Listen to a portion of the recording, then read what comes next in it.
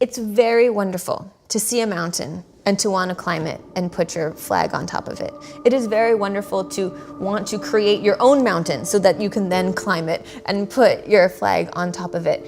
But it is also wonderful to know why you are doing that, or why you are compelled to climb mountains in the first place. And you might discover that everyone values mountains, but you actually love the sea.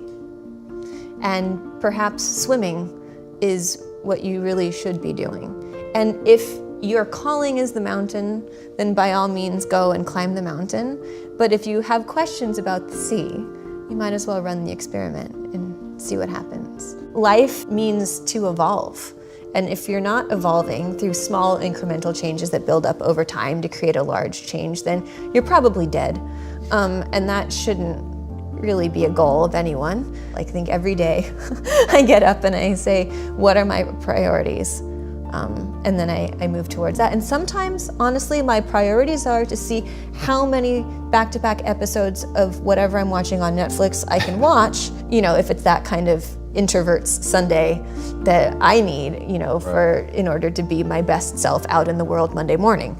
And sometimes it's, how much of my to-do list can I crank through before lunch? And so I tell myself that this to-do list, or the things that are on it, are so insignificant compared to the things that I have already done, or I've already survived, or already accomplished, that it's almost laughable that they think they can stay there on my to-do list, like they're actively mocking me. And so if you can get to the point where you can say, well, I've already pushed through something uncomfortable, or I've already done something that I didn't think that I was able to do, didn't have the skills to do, didn't have the confidence to even try, but yet circumstances intervened and I was forced to.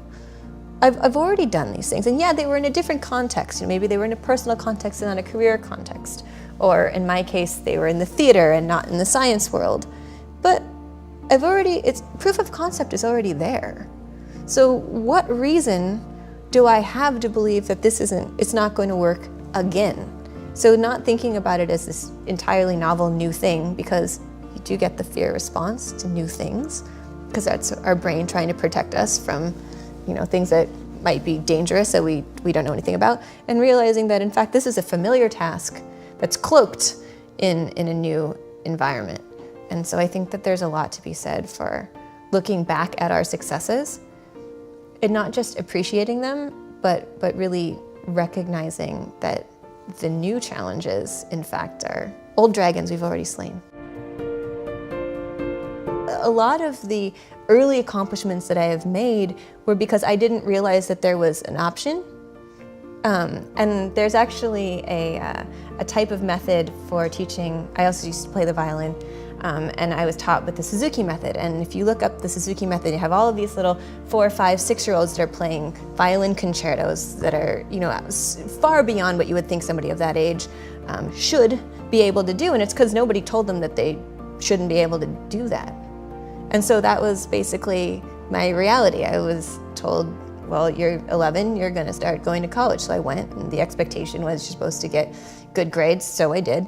Every time there was a goal put in front of me, I didn't realize you could not accomplish it, so I just did. We'll never really know who we would have been if we had made one different decision, way back there in our childhood. But because of the way the brain develops, we are more emotionally susceptible to the experiences that we have early on in life than we are later in life.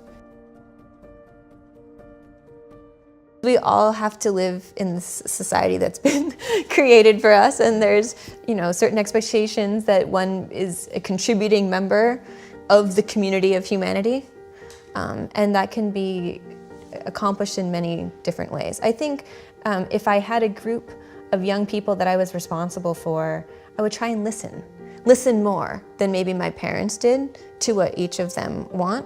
I certainly wouldn't try and mentor all of them, because you can't do that, right? But put them in situations where they can find people to emulate and to look up to and to ask the right questions of. Because the worst thing in the world is to have an inquisitive mind or to have questions and to not know the right people or have the right resources to get them answered. So the youthful brain is still plastic, it's still developing, and it's more susceptible to information in certain ways than in others. I'd use stories. I would use imaginative language and humor.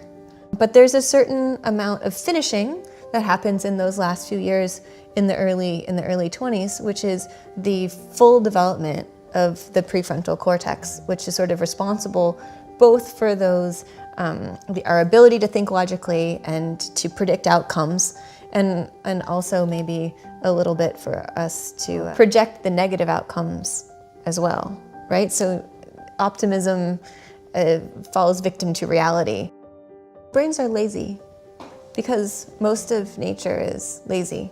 There has to be a justifiable reason for energy output, because that's using resources that is important for survival. So if our brains are lazy and they follow the processes that are easiest for them to follow, if you have constantly trained your brain through like reframing and reframing and reframing, that the positive, the optimistic outcome is the easiest one to think about. And it has to work very hard to think about the negative ones. Unless it's feeling threatened in some way, it will go, seems good enough. Because it's a prediction machine. It's like, I predict that this is probably what's going to happen. It'll be a positive outcome. There might be other factors, but the energy that I would be expending thinking about those other factors doesn't seem in line with what's necessary for the importance of this decision, so good enough. Our brains really don't like to be bored. That we get very unhappy if they're understimulated, and then that can go to solving the problem in many different ways. Not just how can I solve the problem short term, but how can I ensure that this is not going to be a problem in the long run. Emotion was not useful, or it is actively a destructive thing, and that I had to build my life entirely logically. Now that's obviously, like, we're human, so it's impossible. We make emotional decisions all of the time, but a youthful, developing brain thinks that this is something that can be done and that they can, always do the right thing. And the right thing is a logical thing. And then as I started to learn about the brain and as I started to learn about myself, I realized that I didn't have a lot of experience in seeing what would happen if I just let them come. And most people experiment with this in adolescence, but they don't know they're experiencing, just these emotions. They just kind of think this is how I am and this is who I am, right? They don't think about it in an abstract way. I went to New York and I trained at the Alvin Ailey School, which is a very well-known school of modern dance there in Manhattan. And I was gonna be a dancer, but then there were sort of cracks in the facade a little bit. I wasn't quite fulfilled. And when you're a dancer, especially when you're a young dancer, you're treated as if you don't have a mind of your own. And you are simply a body, and the artistic director and the choreographer or the teacher is giving you the input and you have to back. And for someone that already had a bachelor's degree in biochemistry, that wasn't really satisfying, especially when they would make comments about biochemistry, like, don't eat too much turkey for Thanksgiving because then you'll fall asleep because tryptophan. Right. I'd be like, do you know how many turkeys you'd have to eat?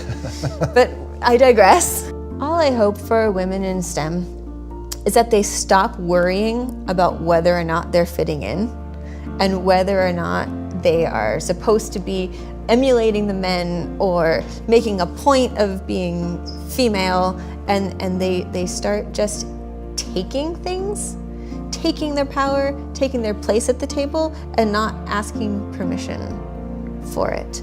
And we have all of these trailblazing women that have had to do that. They have had to take, and there are so many glass ceilings in academia, the ancient ivory tower that it is, and they are still there to be broken. But I think for the masses, since we're always trying to get women in STEM now and women in coding, and so I think of it as like, I hope this isn't offensive, like storming the beaches at Normandy. Like, we just put enough women into the pipeline, then the fact that it's so leaky won't be a problem, and we'll eventually get enough of them through to tenure track positions that there will start to be a positive feedback loop. And I think that for the masses, it can be very difficult to be at your best when you're constantly looking over your shoulder and wondering if being you is enough.